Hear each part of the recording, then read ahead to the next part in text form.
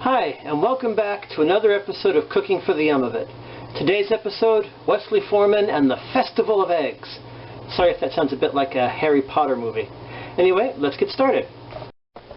Now, we're going to start our festival with breakfast, which in this case is going to be a traditional French omelet. This will be a plain omelet, meaning I won't be putting any fillings into it. No cheese, no ham, no mushrooms, or anything like that. I could do that, but I'm going to start off with a plain one.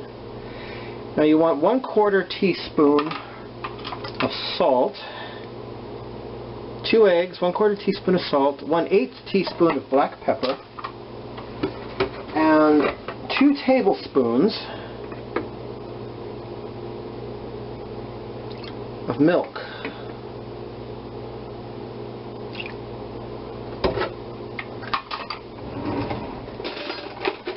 Now, Julia Child said that when it comes to omelets, it's 10% ingredient and 90% technique. And I've come to agree with that point of view. Okay. Next, we get out your favorite nonstick pan and put the stove on high heat. That's very important. Almost as important as making sure the camera is in the correct position.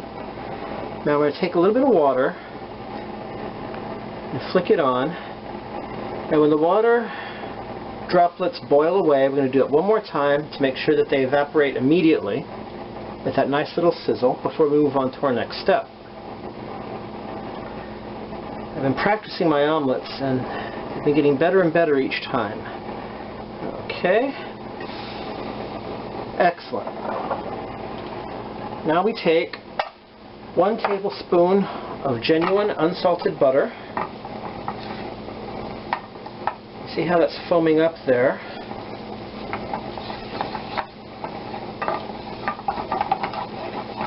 And you stir that to make sure that it's nice and coated. Swirl your pan a little if you have to.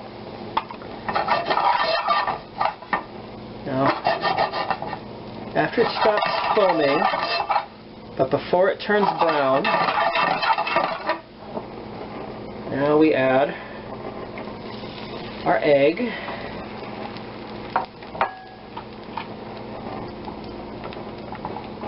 And gently swirl.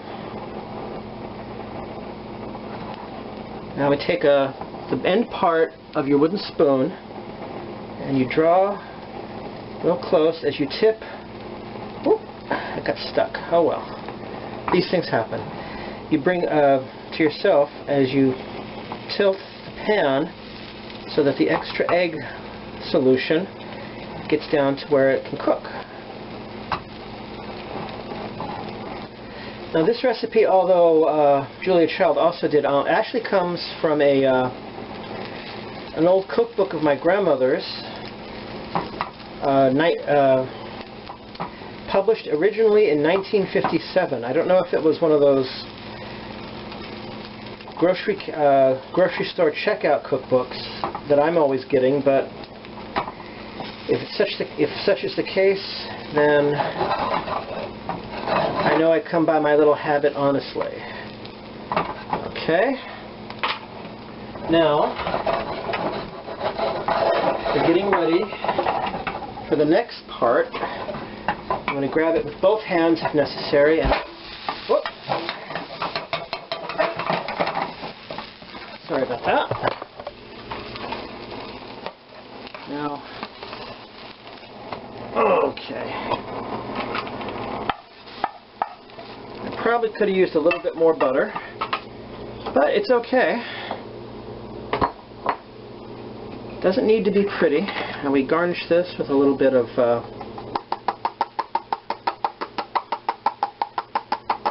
fresh parsley. And now we go have breakfast. And when I said fresh parsley, I actually meant dried parsley. Anyway, take a little bit of omelet here.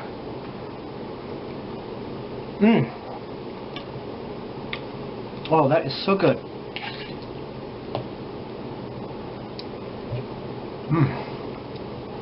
It's almost creamy and velvety. It's just really, really good. I love a good omelet. Now, other omelets that, with cheese or with mushrooms, onion, whatever you want to put in your omelet, except for the cheese, the fillings would be cooked in advance and then added to the omelet after you're ready to start flipping it over. The cheese, though, since it's going to melt, you just sprinkle that on there and bing bang boom, you've got a nice cheese omelet. So anyway, now let's get ready for our next item that we'll be fixing today in our Festival of Eggs, a ham and cheese crustless quiche. That is going to be so good. And now it's time for the crustless ham and cheese quiche. That was going to be really good. First, we need to generously spray the interior of your slow cooker with a good non-stick spray.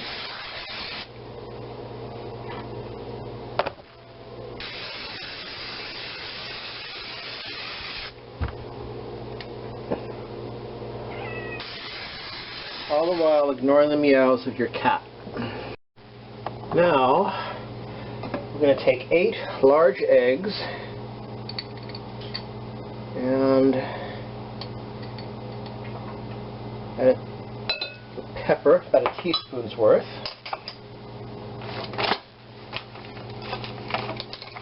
And I'm going to add to that 2 tablespoons. As soon as I make sure that the tablespoon is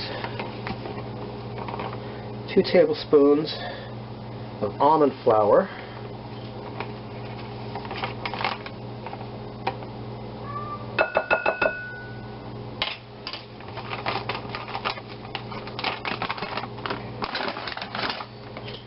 And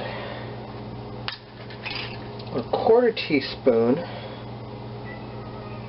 ground nutmeg.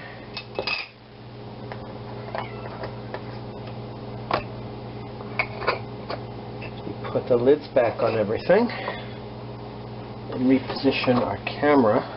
Now before we blend the eggs, I forgot to mention, I'm going to scatter 4 ounces of chopped ham over the inside our slow cooker here.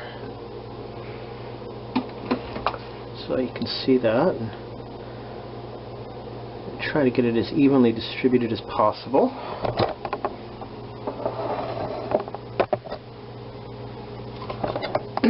Sorry about my arm.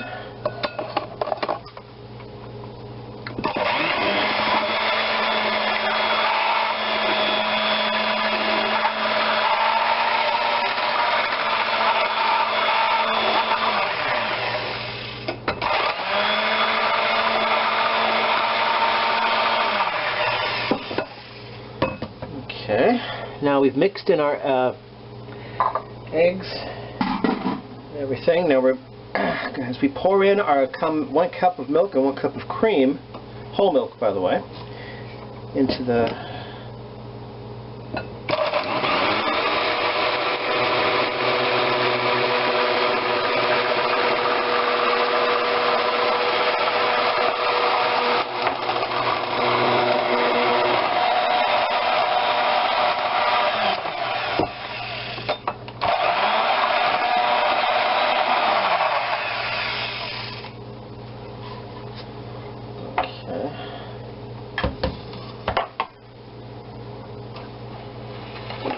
here so you can see it better.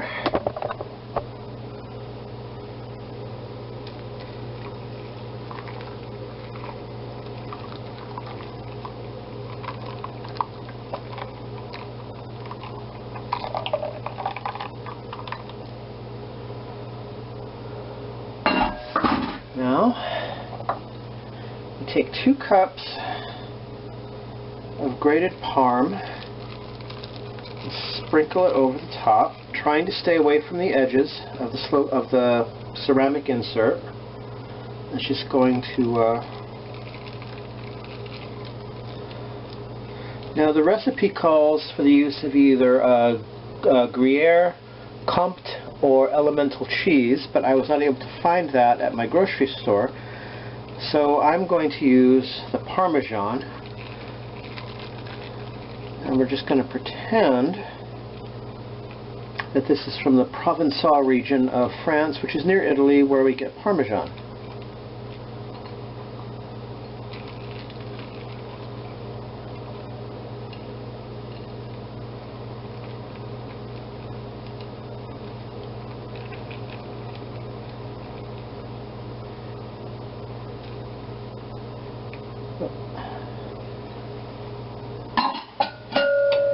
Now we cover.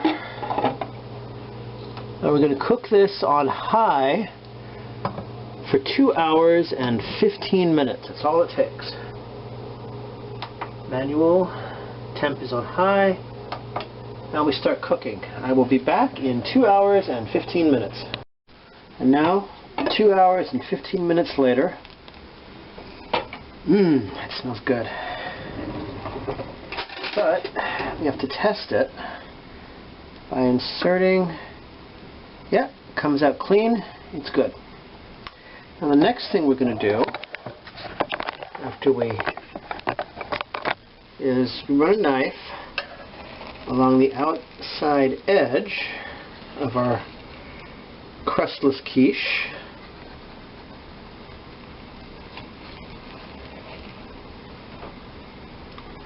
Now we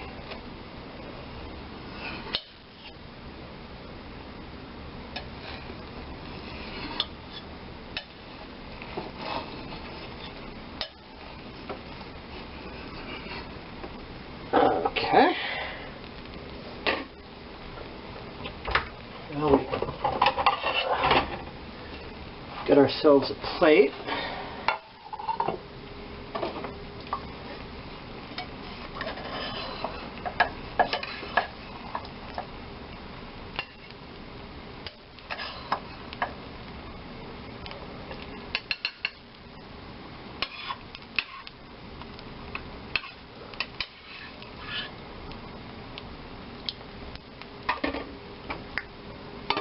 And we unplug our slow cooker so the leftover quiche doesn't overcook and burn.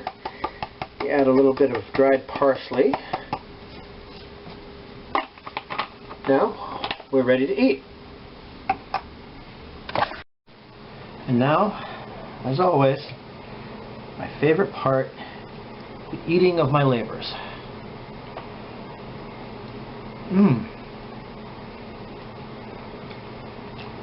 Very good, incredibly smooth, excellent texture, and the flavor,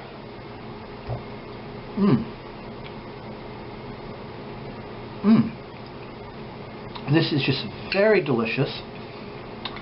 I don't have any, but I'm thinking something that would go well with it would be a mild salsa or picante sauce.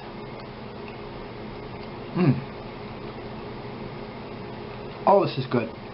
An excellent crustless quiche, if I do say so myself. Anyway, that's it for this episode, and I hope you enjoyed watching it. Please, as always, like, subscribe, and comment down below. And I look forward to seeing you back again for my next episode. Sorry about that.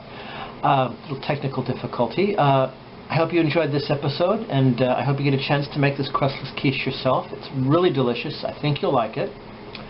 Until then, I look forward to my next episode where I'll be preparing a vegetable dish that I'm sure will be just as tasty. Until next time, always remember, eat and enjoy.